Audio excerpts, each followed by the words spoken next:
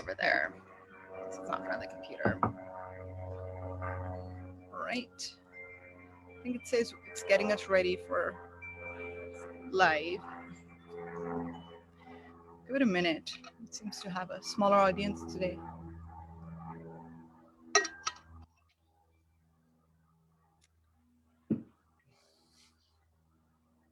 Hi Nayab, how are you? So I think we're right at 11. We'll start, with our Hello. round of introduction. Hi.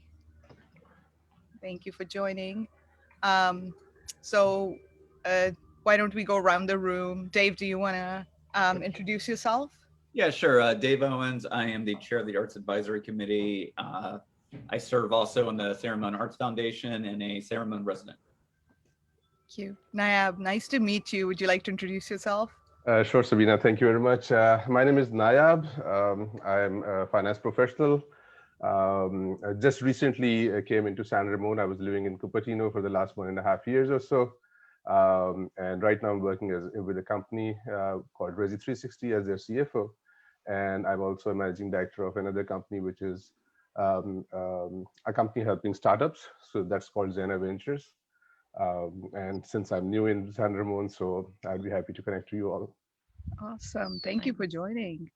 And today we have our amazing guest, Olivia. And this time we're doing a hybrid now. We were doing it all Zoom, and now she's able to join me here in my backyard today and kind of walk us through some of the Zone 7 water stuff. So Olivia, with that, I'll let you introduce yourself.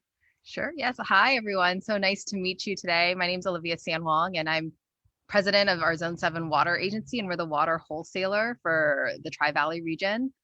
We provide water to the cities of Livermore, Dublin, and Pleasanton, as well as the Doherty Valley region of San Ramon. So I have some slides prepared where I'll go a little bit more in depth in all of that.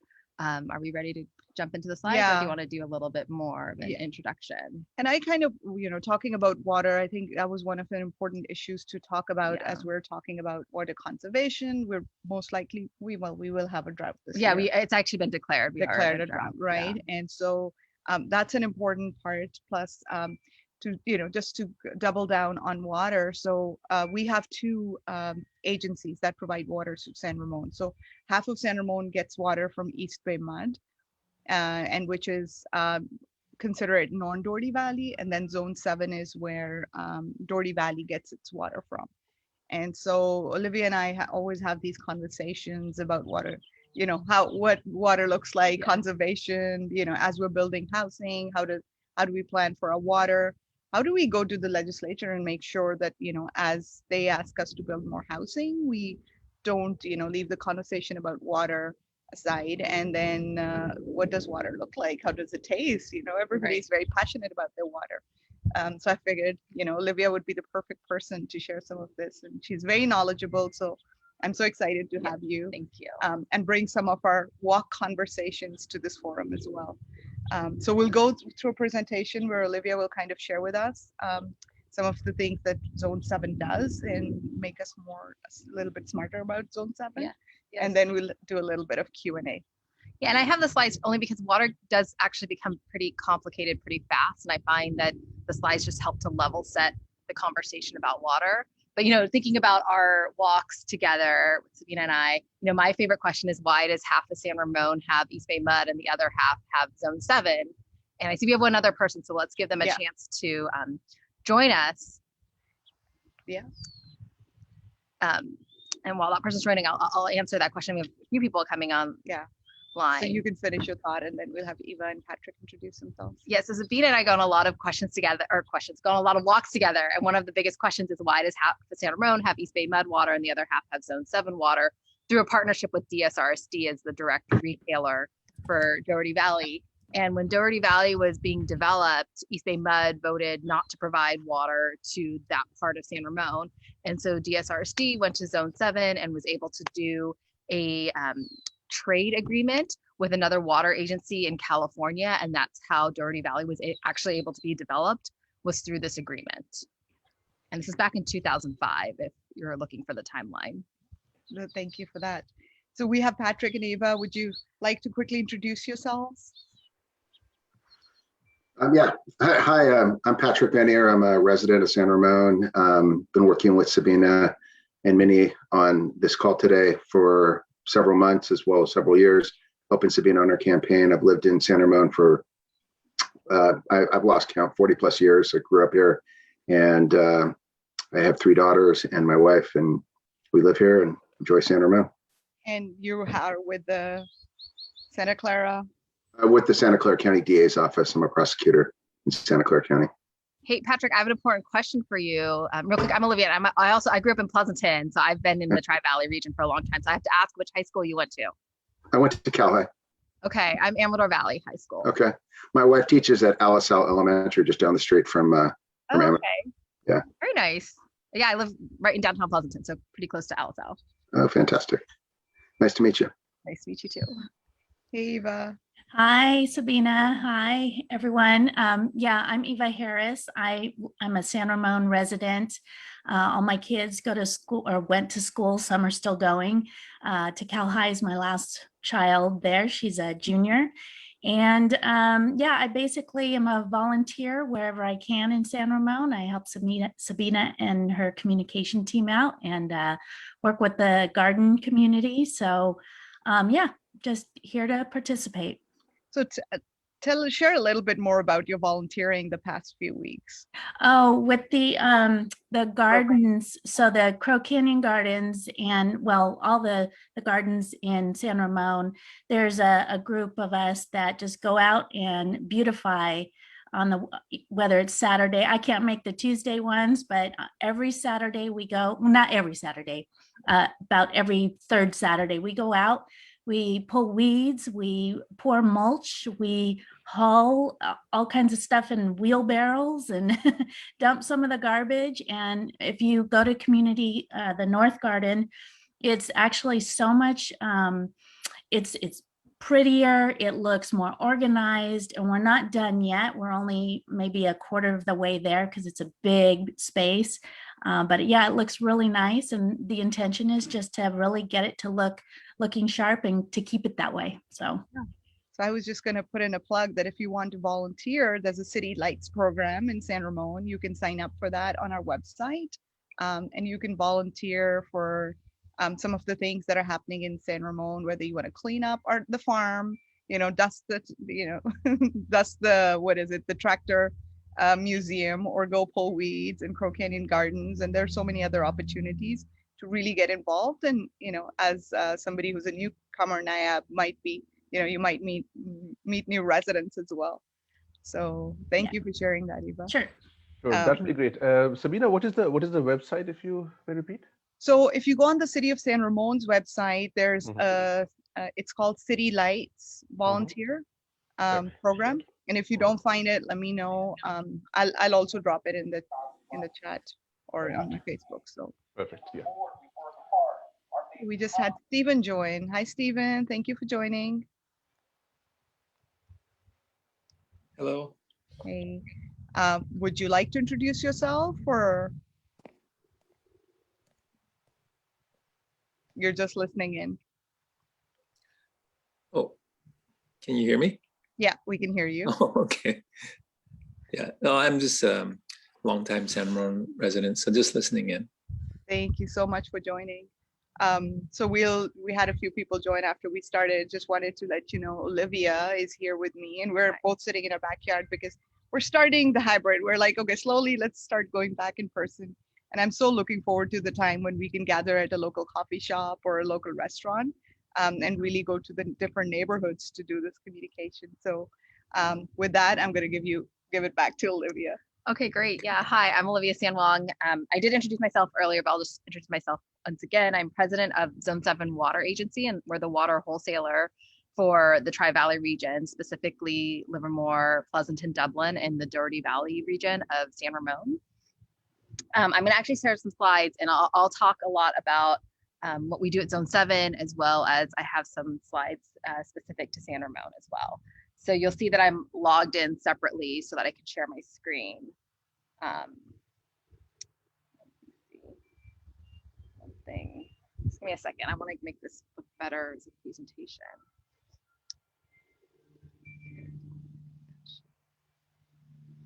Should there be something in? There we go. There.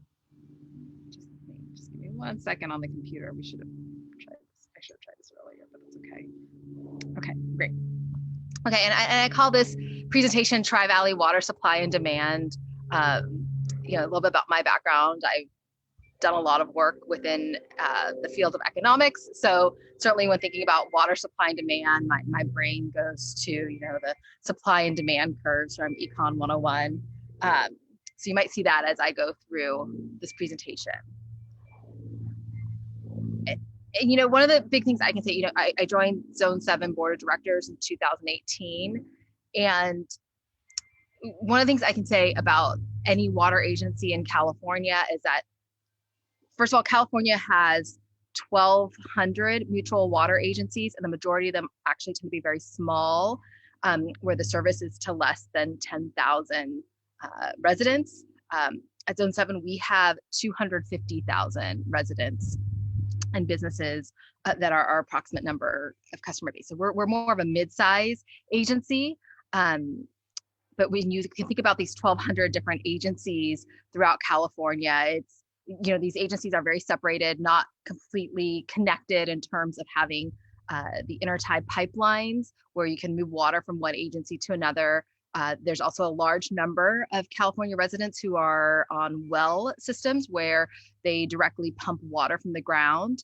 And learning all of this, you start to realize that California's story and the history of California is really the story of water. And I really like this chart that shows how California's population was really able to grow when Oroville Dam was completed in 1968. And you can see how essentially California's population doubled when this dam was completed. And a lot of that population growth happened to be Southern California. And it was really because of this ability to move water from the Sierra Mountain region down to Southern California. And we'll talk a little bit more about this because, you know, again, here in the Tri-Valley, we're not separated from this entire system. Okay, and so then the next piece that, you know, pairs well with that comment is this quest to find and move water that's very essential to the California dream. And I'm not sure if you've seen the movie Chinatown, but Chinatown really shows a lot of this. It's a fictionalized story starring Jack Nicholson, but there's a lot of inspiration in regards to bringing that water to Los Angeles and to Southern California. And here we have Lake Oroville. I can see in 2011 the amount of water that was in Lake Oroville, and this is the main reservoir for the State Water Project. And I have a map coming up on one of the next slides that shows the State Water Project. And so in 2011 you can see Lake Oroville as it's full, and then fast forward to 2014, and that was one of our driest years in recent memory. And you can see it's a trickle. The water is barely there, and I'm, you know, sad to share that this year, 2021, we're basically back at that 2014 status in terms of our water. You know, we might have a little bit more stored right now in our reservoirs this year, but by the end of the summer, we're going to be at pretty low capacity, and we're going to need to really pray for a lot of rain and snow next year to help fill up our reservoirs. And I'll talk a little bit more about this too as we go through the slides. And the slides are really just to give a good overview. As I mentioned earlier, you know, water gets very technical and very complicated, and I find these slides just really help level set the conversation. So real quick, my water story, and this is an extension of my introduction. I mentioned earlier I went to Amador Valley High School in Pleasanton, nearby neighbor of San Ramon. And while there, I got involved in the environmental club where we did local creek cleanups. And that's part of the Zone 7 system. Zone 7 is both the water supplier and flood control agency. And so that creek system helps us with flood control efforts. And also while I was at Amador Valley High School, I worked as a lifeguard and swim instructor. And so I have a picture of myself with some fellow lifeguards, and certainly being in water and connected to water and having to go through all that certification process, as well as doing the creek cleanups, it gave me appreciation for water. And what's interesting is my first term at UCLA, I took 2 classes. One class was actually on California water, mostly focused on water in Los Angeles. So I have a picture of the California aqueduct. I think if you're driving north from LA on I-5, you see this aqueduct with the water coming down the Grapevine. And so that's something that I always remember when I was driving back to the Tri-Valley from UCLA's campus. And then the other class I took my first term was on ancient Roman history. And certainly the ancient Romans, in terms of their aqueducts and their ability to move water, it is something that's very highly regarded throughout history. And it really also helped to illuminate the fact that, you know, California's State Water Project and the California Aqueduct is really a modern version of what the ancient Romans did, you know, when they were in power. And so it's just, to me, these things all kind of came together and really gave me this, you know, passion and interest in water. So did you think you'd be elected as the president of the water board? I had no idea, actually. And, you know, it's so interesting. I you know, with Zone 7, I definitely been approached over the years to consider running for office. Never really thought it was something that I wanted to do. And then finally I decided to go for it. And it wasn't even until I joined the board that I realized, oh yes, this makes perfect sense that I'm here. So sometimes you have to follow the serendipity type of moments in your life, and things do come together. So I wouldn't say this was intentionally planned to be where I am today, but when I look through my past, it does almost look like it was planned. So it's interesting how life works out. How your passions just find a way, find a home.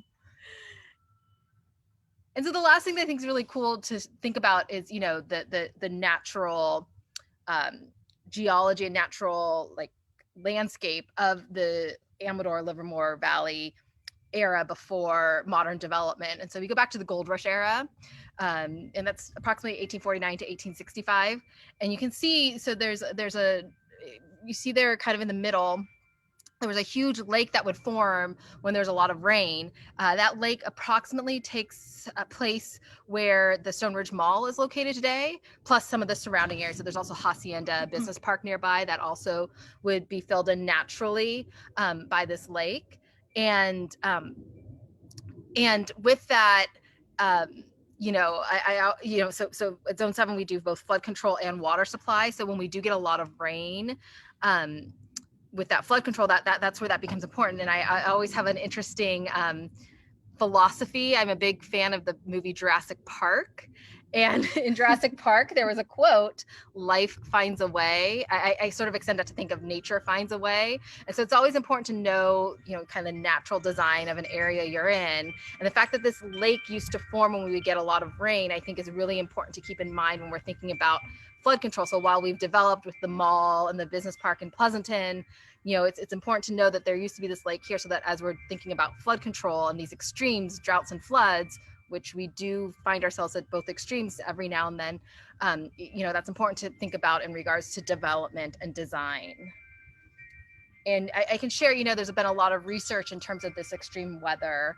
And really what we can expect in terms of California hydrology is that we're going to have both extreme drought and extreme floods in the 21st century. And we've already seen evidence of this. So we had a mega drought from approximately 2011 through 2016. And then in 2017, we got a lot of rain.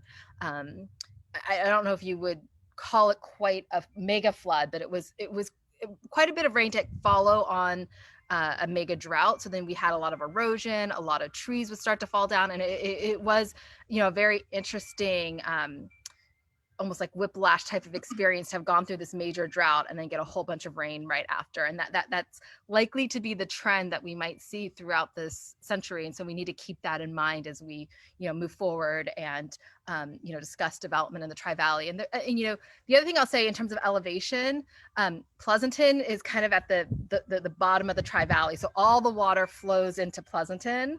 So even you'll see that there's even this Tasahara Creek, right, that starts in San Ramon. So, you know, if we get a lot of rainfall in San Ramon, that water will go through, you know, Tasahara Creek and some of the other channels that you see here on this older map and flow into Pleasanton. So we also have to think about, you know, the watershed and just the natural setup.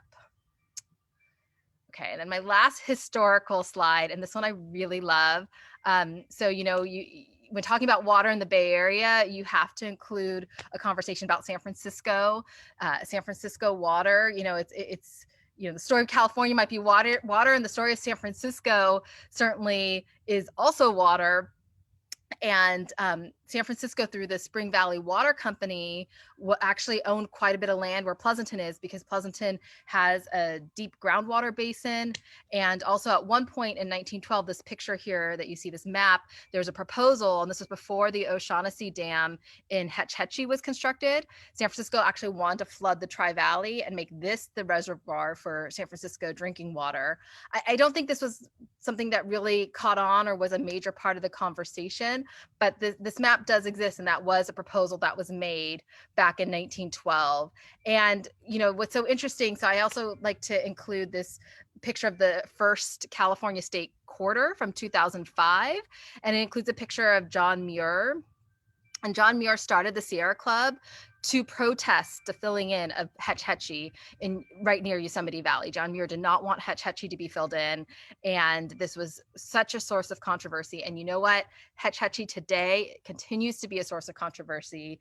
I'm not going to get into today, but I will say, for me, again, thinking about being on Zone 7 and being involved in water, the one piece of California history me personally have always been intrigued with on my own has been Hetch Hetchy and San Francisco water. So I'm actually knowledgeable just as a amateur in terms of someone who's interested, but I do think it's interesting to the point that, the first California state quarter we decided to honor John Muir when, John Muir and San Francisco were very much not in alignment in regards to Hetch Hetchy. Okay, I'm going to go through this quickly. So we did have a great flood in 1955 in the Pleasanton area with a lot of rain, and that directly led to the formation of Zone 7 in 1957. All the key dates of the early history of Zone 7 are here. For those of you who've spent time in Livermore, we have a lot of wineries in Livermore, including the Wente Winery and the Concannon Winery. So those were two of the folks that helped start Zone 7. So certainly Livermore wine is also a big piece of the Zone 7 story. And then our name, we are actually technically a dependent agency on Alameda County. And so Alameda County has these different flood control districts you can see here, and Zone 7 is one of many flood control districts. However, Zone 7 did separate into our own agency while dependent on the county, where we have our own elected board of directors, of which I serve as president.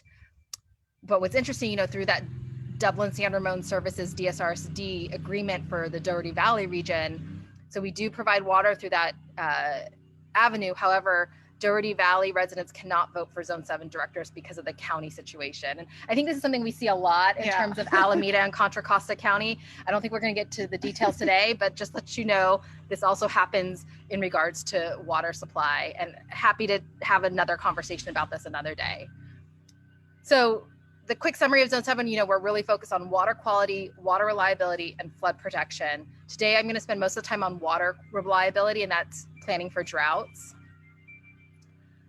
This is just a summary slide of everything Zone 7 does. And I do mention, Dublin San Ramon Services District is one of our water retailers, and that we do provide water to Doherty Valley.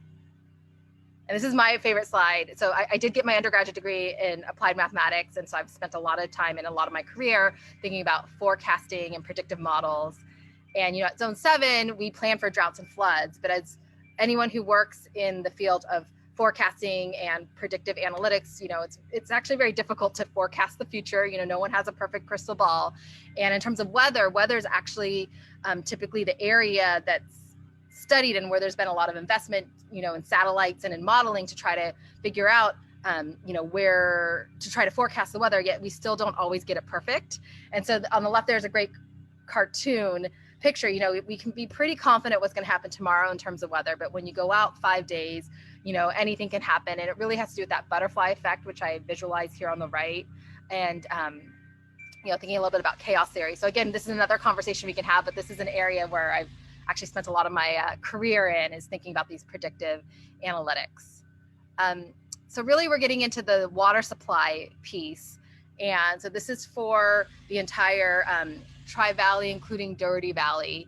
And you can see that most of our water is coming from the State Water Project. So that's the same California aqueduct that goes to LA, the same water that goes through the Sacramento, San Joaquin Delta region. That's where we get our water from in Zone 7. And so this next slide has a nice visual, and I think I kind of hinted at this. So you can see the State Water Project. This goes throughout, the entire region of California. It's basically bringing Sierra mountain water to Southern California. And the first stop on this system is the South Bay Aqueduct.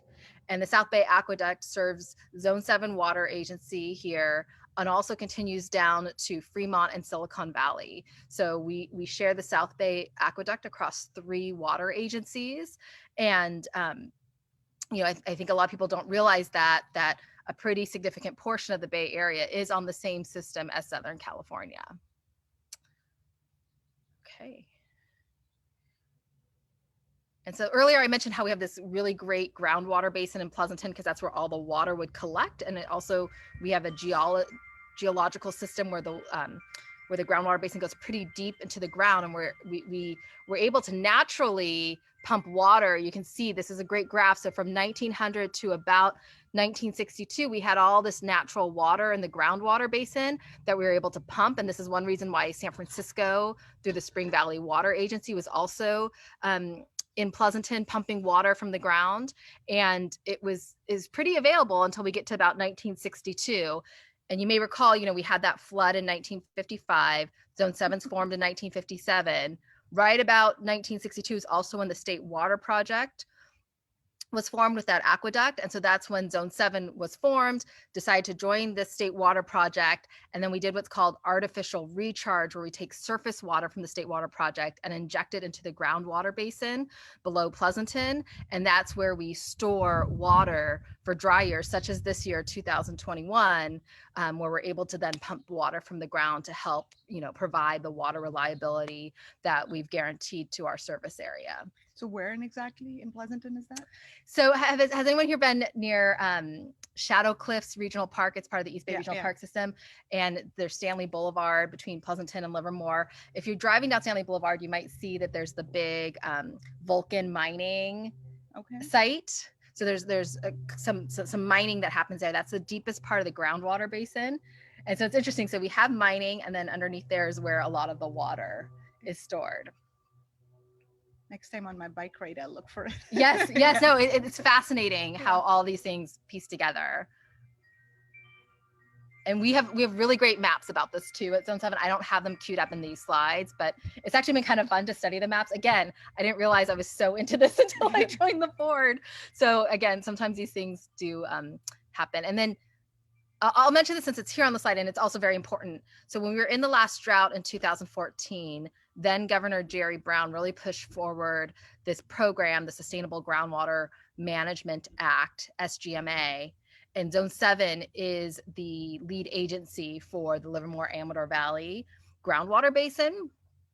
And this act is coming up quite a bit because we're now currently in a drought, and there's also a lot of concern in Central California and the Central Valley region in terms of their groundwater tables. I can share just at a high level, Zone 7, we got our alternative groundwater sustainability plan that's linked here in 2019. We got that in early. We received approval pretty quickly, and we also received accolades from the Department of Water Resources in California for being a great leader in terms of this SGMA Act. But you may, if you're starting to read a lot of the local news, especially in regards to the drought, you may hear something about this. Okay, so that California Aqueduct, the State Water Project, one of the big issues is this declining reliability. And this does need to be updated through 2021. However, what I can share is, so the box that's highlighted here, where you see the very low bar in 2014, that represents a 5% allocation of water, when we're typically, hoping for 20% or above.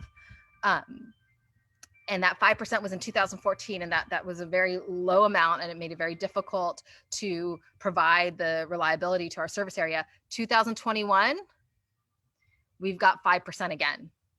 So we are in a better position, I can say, this year in terms of being prepared for this 5% since we just went through this in 2014. However, it's still not ever a good thing when we're at 5%. So this is a dry year. You're going to hear, if you haven't already, you're going to hear a lot for advocacy of conservation. I'm curious, Ava, in terms of gardening, if you've heard some of this, to make a movement towards more native plants and more drought tolerant landscaping. That's something that I know we at Zone 7 and I myself personally advocate for, because again, we can expect more longer term mega droughts going forward versus what we might have seen in the 20th century. Yeah, and in Doherty Valley, we've progressively been going through this process of changing our regular landscaping to more of a drought tolerant. It's, I think, a 7-year plan where, initially I'm like, this doesn't look pretty, but then not everything, can look pretty and we can manage water. So we've been progressively moving into putting in more drought tolerant landscaping, more of those, what are the brown wooden chips? I don't know what they're called. Mulch, exactly. More of the mulch being replaced by the grasses, just That's because we're moving towards that. How do we become more drought tolerant? Yeah, and it's so tough because I think about the California dream, and the California dream's really these beautiful suburban houses in San Ramon or in Pleasanton with lush green lawns, and I think that that's for a long time what people really want to achieve when living in California. And I think that we're going to have to change that conversation now as we start to realize the reality of our hydrology here. And I think I definitely see that here, like you're saying with the Doherty Valley landscaping, I see that also where I live in Pleasanton, but we still need to continue to do that. And I can say, from 2014 to today, residents here in the Bay Area, our water usage is down 16% overall. So people are figuring out ways to better conserve water. So we are in many ways in a better position this year, 2021, than we were back in 2014 when we had that last major, low point in terms of water allocation from the State Water Project. So the other one that I grabbed earlier today when I was putting these together is the news from East Bay Mud, since half of San Ramon is serviced by East Bay Mud. And East Bay Mud did declare a drought at the end of April of this year. East Bay Mud's water system is also coming from the Sierra watershed.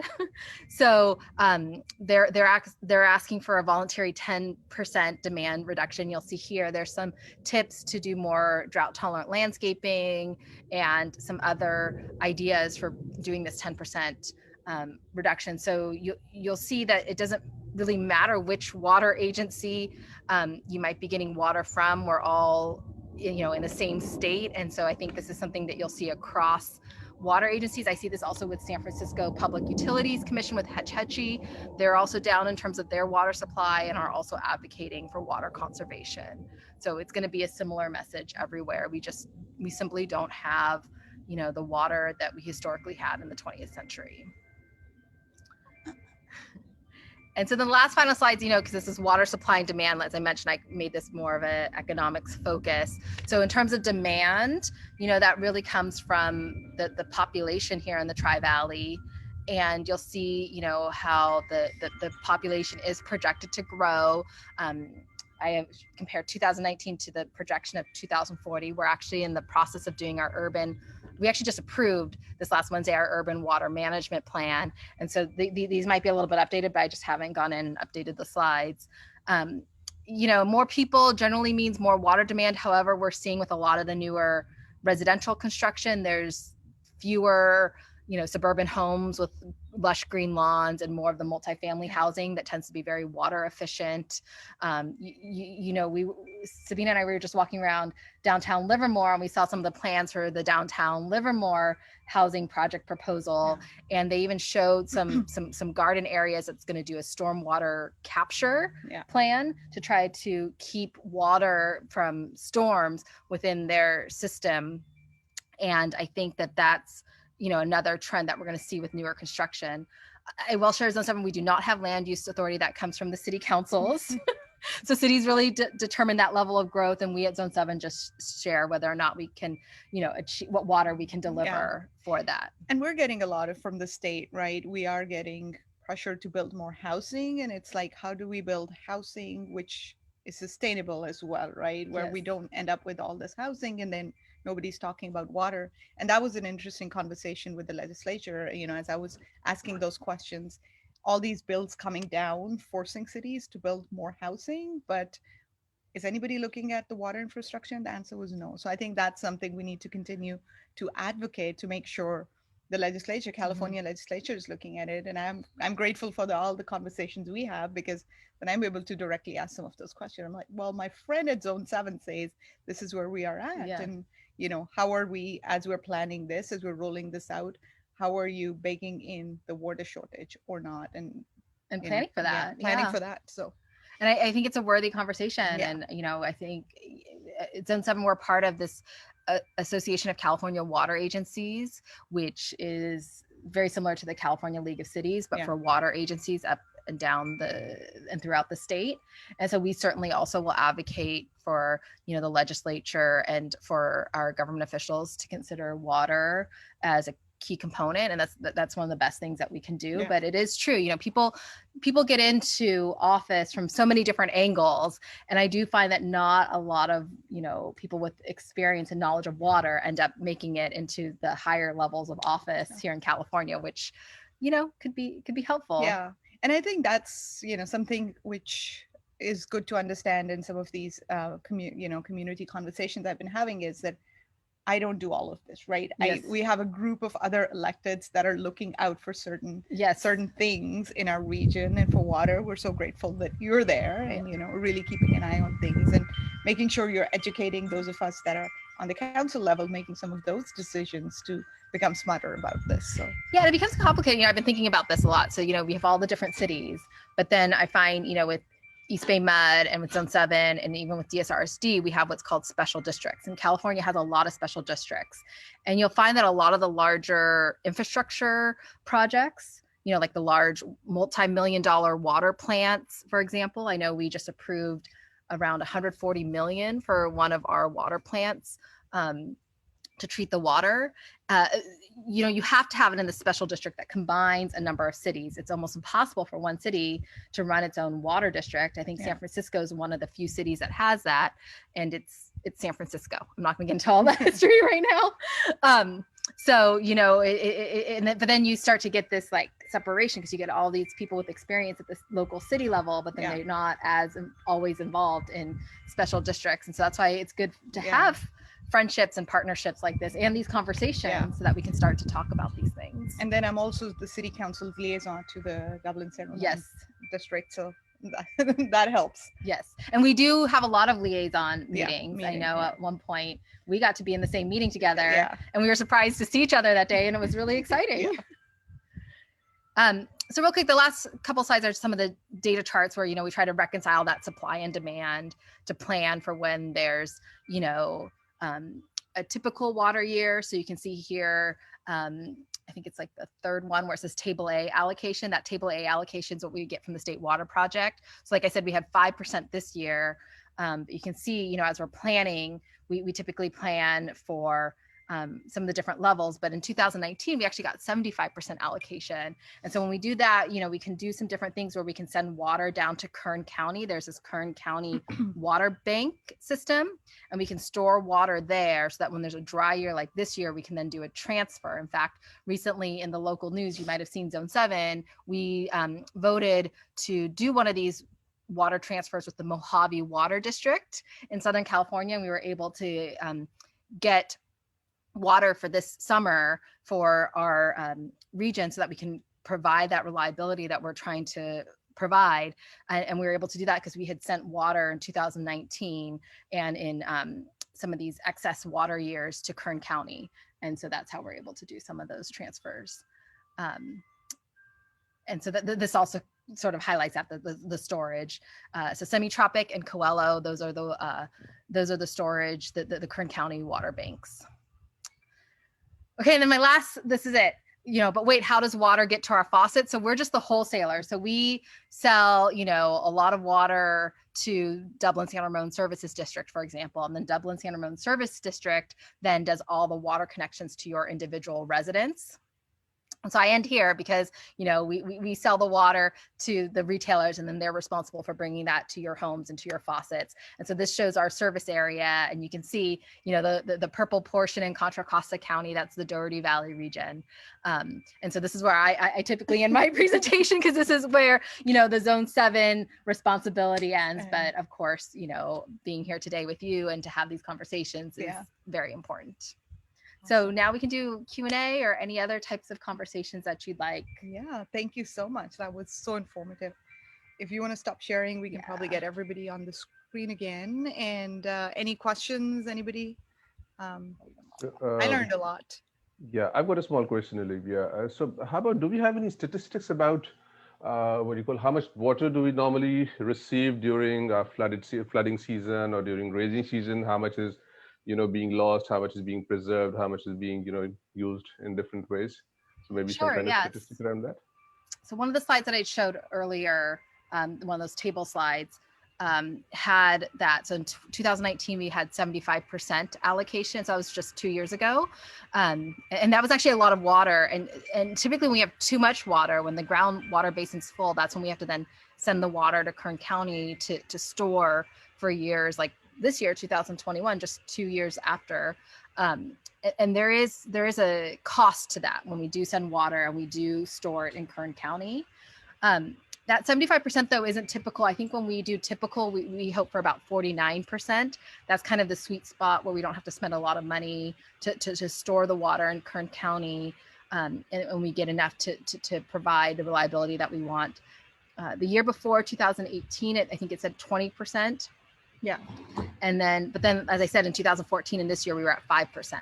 So we certainly keep track of all this in terms of our modeling, and we even do, you know, higher level mathematics in terms of the simulations that we run to try to think about, you know, predicting the weather, predicting the future climate for what, you know, for those extreme scenarios. Like if we get 5 years in a row of 5%, or maybe even like a 0% year, which we've never experienced, by the way, you know, what does that mean for our ability to service the area?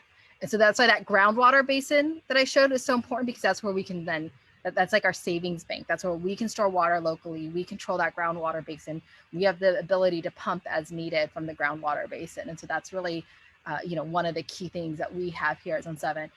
Going forward, we do have a number of other projects so that we're not as dependent on that state water project. So one of them that's pretty local is Los Vaqueros with the Contra Costa Water District, and that's over kind of in the Brentwood area. It's actually right on the Contra Costa Alameda County line off of Vasco Road.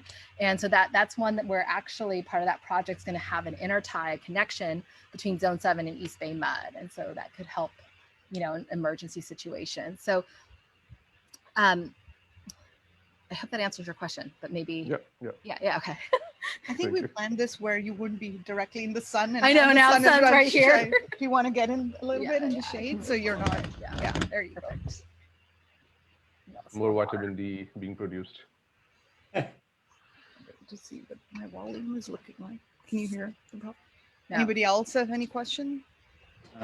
Sure. Hey, so Olivia, thank you for that. So a lot of drought issues and things, they seem to require a lot of collective action, big policies. But I guess for people that are watching and for individuals, what can we maybe do to reduce our level of use of water? Just things that you may not think that have a big impact, but if done collectively could have a huge impact.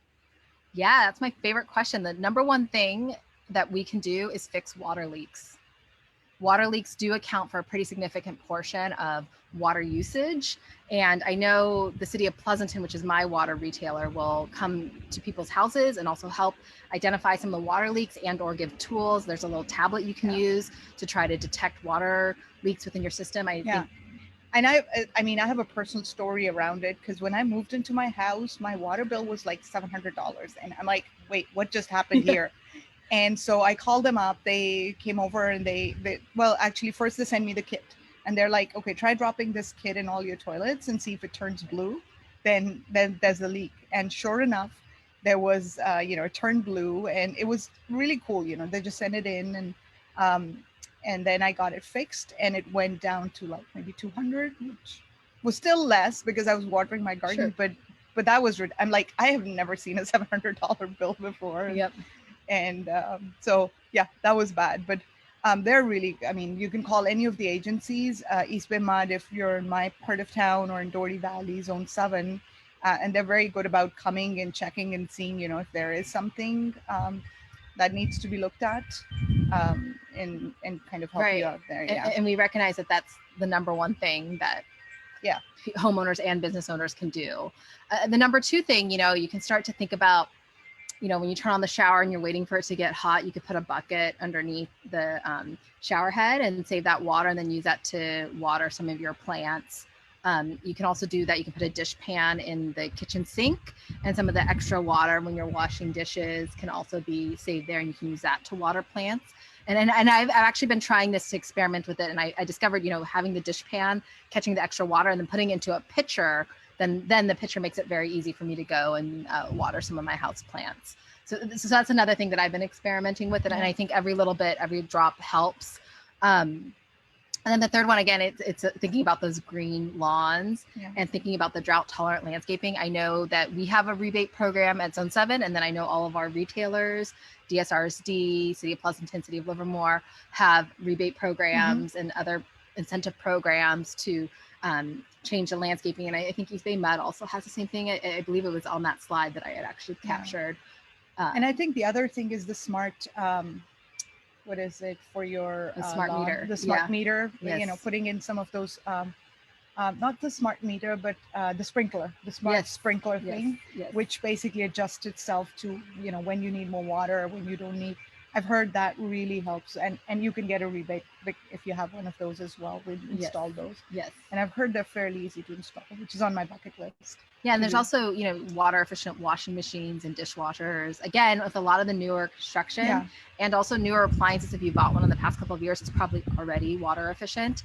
And that contributes to that. Remember I mentioned, you know, in 2014 to today, water usage and water demand is already down 16%. So people are already doing a great job, and it does help us be better positioned for this drought. The problem is that the game is changing. And so we are going to have to start to think about some other things that we can do. Thank you. So another one, you know, I can talk about projects. I actually have a whole section on projects that I did not include in today's slides, but there's another project I'll mention real quick, Sites Reservoir up north of the Delta. And Sites Reservoir is going to allow us to capture more of the rainfall.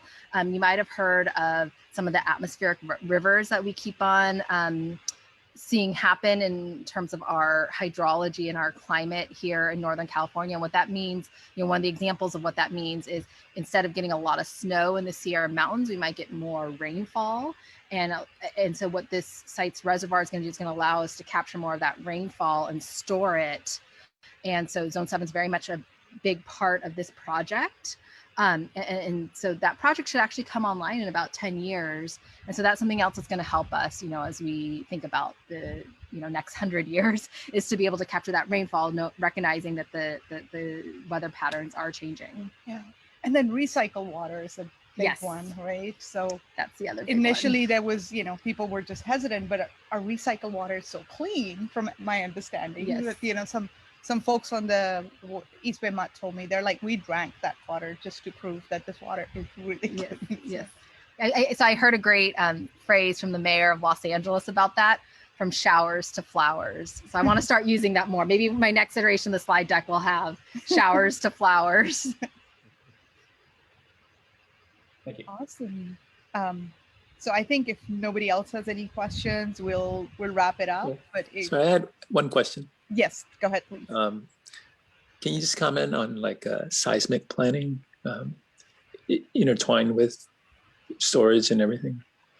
Yeah, that's an excellent question. I mean, certainly being in California, we are earthquake prone. I don't think here in the Bay Area, we've had one since 1989, which I remember I was still a child and I was at piano lessons when that happened. And that memory is still very strong in my, you know, head in regards to what happened in 1989. It's also, you know, the A's and Giants were actually playing each other in the World Series. So, and I think that almost happened maybe 2 seasons ago. And I remember thinking, you know, with those teams close to playing each other in the World Series, I remember thinking, oh gosh, does this mean we're going to have another earthquake? But certainly we have to always plan for seismic activity. you know, a lot of our water is coming from the Delta, so that's all managed through DWR, and that's something that's being very planned for. There is the Delta Conveyance Project, which is the proposal to put a single tunnel under the Delta, and that's supposed to help. You know, one of the reasons that's being proposed is supposed to help with their seismic activity. I'll share personally, I'm still not convinced of the single tunnel plan. I personally like the idea of fat levees. And that's a pretty controversial topic that maybe we would have to do another community conversation about in regards to the Delta. But that's one aspect in terms of seismic activity. Certainly with any construction of our water plants and the pipe system, we're always thinking about earthquakes. And then also that Los Vaqueros project that I mentioned in the Brentwood area, with that intertie that we're building between agencies like East Bay Mud and Zone 7, one of the ideas there, because that intertie is basically going to connect, you know, Contra Costa Water District, East Bay Mud, Zone 7, all of the East Bay agencies. And part of that is that if we do end up with some sort of seismic activity, we'd hope that we can help each other out, you know, during that earthquake activity. And there's a lot of planning, you know, all water agencies are working together to talk about this and emergency planning, even like in terms of staffing, just to make sure that there's water plant operators at all the major water plants. You know, each agency has promised to help the other. So if we do have an earthquake and some water plant operators live in one part of the Bay Area where maybe the freeway system is down and they can't get to the water plant, then whoever has some water plant operators that can make it to another agency, then, you know, there might be some shuffling of employees to make sure that that happens. And then I know in terms of like county emergency planning, I know, for example, at the Alameda County Fairgrounds, which I personally live very close to in Pleasanton, there's a whole bunch of, you know, water that's in storage, like bottled water, just in case there is such an emergency. So then that gets distributed out to the population. So there's different elements of water planning that are happening for things, for any sort of natural disaster, not just an earthquake. Thank you. And San Ramon is building a new EOC as well, which is going to be kind of top of the line. And, you know, as we're planning for if there is a big emergency, where, you know, kind of how would we respond to residents and provide those emergency services as well. And I think as individuals, it's always good to have your own emergency plan. So, you know, have some bottled water at your home, check the expiration dates too. You know, it only lasts for so long in the plastic. And then one of the things that I have that always makes me feel comfortable, if there was an emergency, I have one of those hiking, backpacking water filters so that, it, you know, if I needed to personally, you know, clean some water, I can use one of those filters. I've been thinking about buying one of those little UV ultraviolet pens also just to have on hand. And I think as individuals, that's something we can do to also responsibly prepare for a likelihood of an earthquake or other natural event. Yeah. And I had, if you subscribe to my newsletter, I had a session which this person from the county gives on emergency preparedness. And if you do take that class, which was very helpful, they will also provide you with an emergency kit for free. So yeah, taking that 1 hour long class, and very knowledgeable, and a lot of questions about emergency preparedness though. Okay, great. Thank you. Yes. Oh, by the way, Olivia, go Bruins. Yes. Oh, I always love meeting fellow UCLA alum. I'm a huge fan. You know, this is a great year for UCLA basketball Final Four, and we're right now, you know, preseason ranked #1 for next year. So, you know, we should get a Tri-Valley game watch, by the way. I think we should do that. Sounds good. All right. Well, thank you everybody so much for joining again. This has been like our 5th community conversation. It's been so much fun having you on this one. I really enjoyed this. I might just pop in for future ones too. This is so nice to meet everyone. I know, it's awesome. Thank you everyone. Have a wonderful rest of your Sunday. And Hey, thank you. Bye. Bye, everyone. Thank you. Cheers, bye.